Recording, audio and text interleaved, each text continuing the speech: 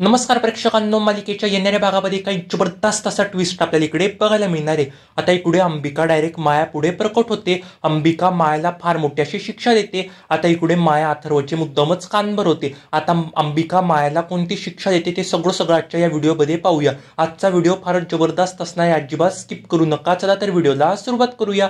आता इकडे रात्रीची वेळ राहते। आता इकडे माया मुद्दामच अथर्व पुढे जाते। माया म्हणते अथर्वला, अथर्व ती मीरा ना गावावरनं नुकताच इथे आलेली आहे। मीराला अजिबातच मुंबई सारख्या शहराचं काही देखील एक माहिती नाहीये। ती मीरा बरोबर काही पण वाईट होऊ शकतं, मीरा किडनॅप पण होऊ शकते। प्रेक्षकांनो त्याच्याने अथर्व एकदम मोठासा घाबरून जातो। अथर्व बोलतो नाही नाही नाही, मीरा समोर असं अजिबातच काही देखील होणार नाही। पण ते सगळं बोलणं मागून त्या अंबिकाने ऐकलेलं असतं। आता इकडे अंबिका डायरेक्टच आहे ना मायाच्या बेडरूम मध्ये जाते। अंबिका आहे ना प्रेक्षकांना तेवढ्यात तिची सावली अशी प्रकट करते। तेवढ्यात माया पण बोलते इथे अचानक सावली कसं काय आली बरं? नाही म्हणजे मी ती एकटीच आहे ना, दुसऱ्याची सावली कोणाची आहे बरं? त्या आजूबाजूला बघते तर काय तिथे कोण देखील एक नसतं। आणि तेवढ्यात अंबिका पण बोलते मी परत आली आहे, मी तुला अजिबातच सोडणार नाही। त्याच्याने प्रेक्षकांनो इकडे ही माया एकदम अशी घाबरून जाते। माया रूम बंद पडायचा प्रयत्न करू लागत असते, पण त्या रूमचा दरवाजा अजिबातच उघडत नसता। तेवढ्यात आता इकडे ही अंबिका बोलते आता मी परत आली आहे माया, मी तुला आता अजिबातच सोडणार नाही। तसं म्हणून प्रेक्षकांनो आता इकडे ही अंबिका डायरेक्टच त्या मायाच्या साडकणी कानफट्ट्यात वाजवते।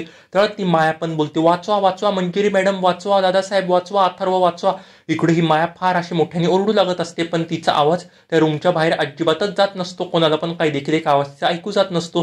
तेव्हा आता अंबिका पण बोलते तू माझ्या बहिणीला काय काय नको नको ते बोलली, जर का तू पुन्हा तर तसं केलं ना मी तुला अजिबातच सोडणार नाही। आता इकडे ही माया बोलते म्हणजे अंबिकाची बहीण ही मीरा आहे, ते दोघी सख्या बहिणी आहे। आता ते सगळं सत्य तिला कळालेलं असतं आणि ती माया एकदम अशी घाबरून गेलेली असते।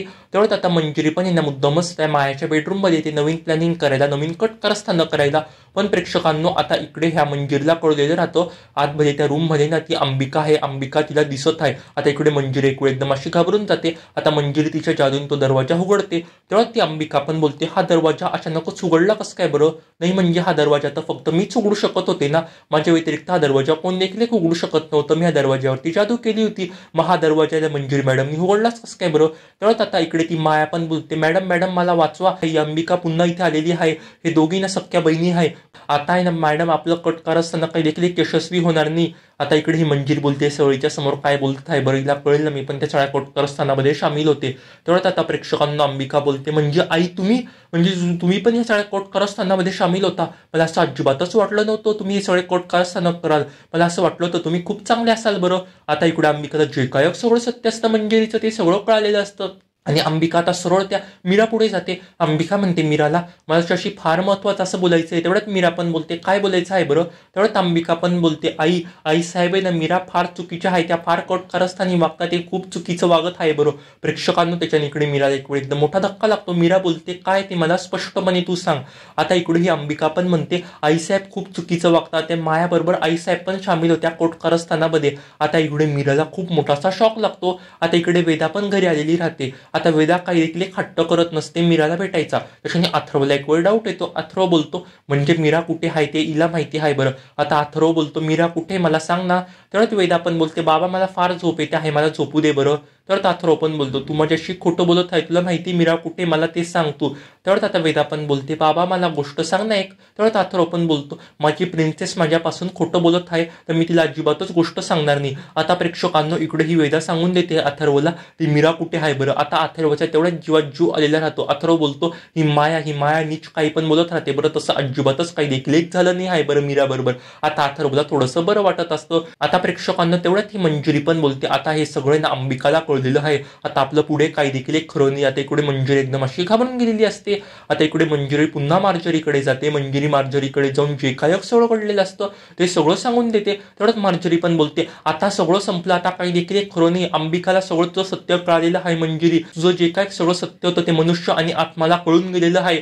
आता किती पण प्रयत्न केल्या तू तरी त्या कवड्या अजिबातच पूर्ण होणार नाही, चिरतारुण्य सुद्धा मिळणार नाही। त्याच्याने प्रेक्षकांना इकडे मार्जरीला प्रचंड त्या मंजिरीवरती संताप झालेला असतो। आता इकडे मार्जरी मंजिरीला म्हणते, तू माती खाली, तुला काय अक्कल आहे का नाही, आता मी तुला पण शिक्षा देते. तेवढ्यात मंजिरी पण बोलते, अगं असं काय करत आहे बरं, तुम्ही खूप प्रयत्न केला ना. तेवढ्यात मार्जरी पण बोलते, काय प्रयत्न केला, प्रयत्न करून अजिबातच चालत नाही, तू पुढे काहीतरी कठोर असं पाऊल उचलायला पाहिजे होतं, आता तू काय करणार आहेस बरं पुढे. आता तेवढ्यात मंजिरी पण बोलते, आता मी असं काही देखील करेल ना, त्याच्याने ना डायरेक्टच आहे ना त्या दोघांना मी मारून टाकेल, वेदा आणि मीरा त्या दोघांना मी मारून टाकेल. तेवढ्यात मार्जरी बोलते, आता ते खूपच अशक्य होऊन गेलेलं आहे. तेवढ्यात मंजिरी पण बोलते, मी ह्याचा प्रयत्न करेल. आता प्रेक्षकांना इकडे मीराला जे काही सत्य राहतं ते कळलेलं राहतं. आता इकडे मीरा डायरेक्टच आहे ना मंजिरी पुढे जाते. मीरा मंजिरी पुढे जाऊन म्हणते, आईसाहेब तुम्ही असं वागाल मला असं अजिबातच वाटलं नव्हतं. तेवढ्यात ती मंजिरी पण बोलते, काय झालं मीरा, असं का बोलत आहेस बरं माझ्याशी तू. तेवढ्यात आता ती मीरा पण बोलते, मला सगळं कळालं आहे तुमचं, तुम्ही फार चुकीचं वागता. तुम्ही आणि मायाने मिळून कट कारस्थाना केले, तुम्ही दोघांनी मिळून प्लॅनिंग केलं मला मारायचं, वेदाला मारायचं, तुम्ही फार चुकीचं वागत आहे बरं. तेवढ्यात मंजिरी पण बोलते, आता तुला हे सगळं सत्य तर कळालंच आहे, आता मी तुझ्याबरोबर काय करते पुढे ते बघच. मी तुला आता हे पण सांगते, वेदाचा आणि तुझा जीव मी लवकरात लवकर घेऊन टाकेल, मी तुम्हाला दोघांना लवकरात लवकर मारून टाकेल. आता तुमचा अंत असा जवळ आलेला आहे. प्रेक्षकांना त्याच्या इकडे आता त्या मीराला प्रचंड असा संताप होतो मंजिरीवरती. मीरा म्हणते, आता मी तुला अजिबातच सोडणार नाही मंजिरी, थांब थोड्या दिवसात मी तो सत्य कसं घरच्यांसमोर आणते ना ते बघच. आता प्रेक्षकांना असं म्हणून मीराने जे काय सगळं घडलेलं राहतं ना ते सगळं दादासाहेबांना जाऊन सांगते. मीरा म्हणते, मंजिरी मॅडम फार चुकीच्या वागत आहे बरं, मंजिरी मॅडम फार कोटकारस्थानी करत आहे बरं, मंजिरी मॅडमनी माझा जीव घ्यायचा प्रयत्न केला आहे बरं. प्रेक्षकांना त्याच्या दादासाहेबांना एक वेळ एकदम मोठासा धक्का लागतो. तेव्हाच नर्मदा पण बोलते, हो ही रस्त्यावरनं आलेली बाई अशी नीचच असेल ना, त्याच्यावर तुम्ही कसं काय विश्वास ठेवू शकता बरं दादा. मी तुला सांगते ती मंजिरी बाई अजिबातच चांगली नाहीये, त्या वहिनी अजिबातच चांगली नाही, तिच्यावरती अजिबात विश्वास ठेवू नको. आता प्रेक्षकांना मीरा पण नको नको ते मंजिरीला बोलू लागत असते, नर्मदा पण फार बोलू लागत असते. तेव्हा आता दादासाहेब पण बोलता, मला सगळं सत्य कळालंय, तुम्ही जर 2 मिनिटं गप्प बसा बरं दोघं. आता दादासाहेब डायरेक्टच ना मंजिरीला वरून खाली बोलवता. दादासाहेब बोलता, काय सत्य मला सगळं कळालेलं आहे, तू फार चुकीचं वागत आहे मंजिरी, तू रस्त्यावरनं आलेली, मी तर रस्त्यावरनं आलेल्या बाईशी लग्न केलं, तू माझ्याशी असं वागशील असं मला अजिबातच वाटलं नव्हतं. ही मीरा माझी सून आहे, ही नर्मदा माझी सख्खी बहीण आहे. तू त्या दोघांबरोबर जर का असं वागणार असशील ना तर मी तुला अजिबात माफ करू शकणार नाही, तू जिथून आली ना मी तुला तिथे पाठवून दिल बरं का. प्रेक्षकांना त्याच्याने इकडे ही मंजिरी एकदम घाबरून जाते. मंजिरी बोलते, हे सगळं काय चाललं आहे बरं, जर का मी ह्या घराच्या बाहेर गेली ना, माझं काही देखील एक खरं नाही, मी ह्या घराच्या बाहेर गेल्यावरती मी त्या वेदाचा आणि त्या मीराचा जीव घेऊ शकणार नाही, ते मला अजून कठीण जाईल. त्याच्याकरता आता या दोघांची ना मला माफी मागावंच लागेल असं म्हणून प्रेक्षकांनो आता इकडे ही मंजिरी ना मुद्दामच त्या मीराची आणि नर्मदाची माफी मागते. त्या मंजिरीला प्रचंड असा त्या दोघांवरती संताप झालेला राहतो. आता इकडे ही मंजिरी त्या नर्मदाला पण मारणार राहते. आणि नर्मदा पण बोलते, माफी नुसतं मागून चालणार नाही, याच्या पुढे अशी चूक होणार नाही असं पण तू आम्हाला बोलायचं. तू किती नको ते बोलते बरं, रस्त्यावरनं आलेली बाई दादाने तुझ्याशी लग्न केलं, तू माझ्यासोबत असं वागते, मी त्याची सक्की बहीण आहे, जर का तू परत असं माझ्यासोबत वागली तर मी तुला अजिबात सोडणार नाही. तर दादासाहेब पण बोलतो, आता बस झालं नर्मदा, आता तो विषय बंद करतो. तर आता मंजिरी पण बोलते, सॉरी माझ्याकडनं चुकी झाली, माझ्याकडनं अशी चुकी अजिबातच होणार नाही असं ती मंजिरी बोलू लागत असते. आता प्रेक्षकांना तेवढ्या तिथे ना महागौरी आजी येते. महागौरी आजी येऊन म्हणते, मीरा बाळा आहेस का गो तू. तेव्हा मीरा पण बोलते, आजी तू इथे आलीस का. आता आजीला ती घरामध्ये घेऊन येते. मंजिरी बोलते, आता ही म्हातारी परत आली, आता काही देखील एक खरं नाही, ही जेव्हा केव्हा म्हातारी येते तेव्हा माझा प्लॅन अजिबातच यशस्वी होत नाही. आता महागौरी आजी म्हणते, मला तुझ्या घरातल्या देवळाचं दर्शन करायचं होतं असं म्हणून प्रेक्षकांनो ते आता महागौरी आजीना घरातल्या देवळाचं दर्शन करू लागत असते. आणि तेवढ्यात आता महागौरी आजी पण मीराला बोलते, मला तुझ्याशी खूप महत्वाची एक गोष्ट सांगायची आहे. तेवढ्यात मीरा बोलते, काय सांगायचं आहे बरं आजी तुला. महागौरी आजी म्हणते, तू अजिबातच आहे ना या मंजिरीवरती विश्वास ठेवू नको. तेवढं दादासाहेब पण बोलता, हे सगळं काय बोलत आहे बरं तू.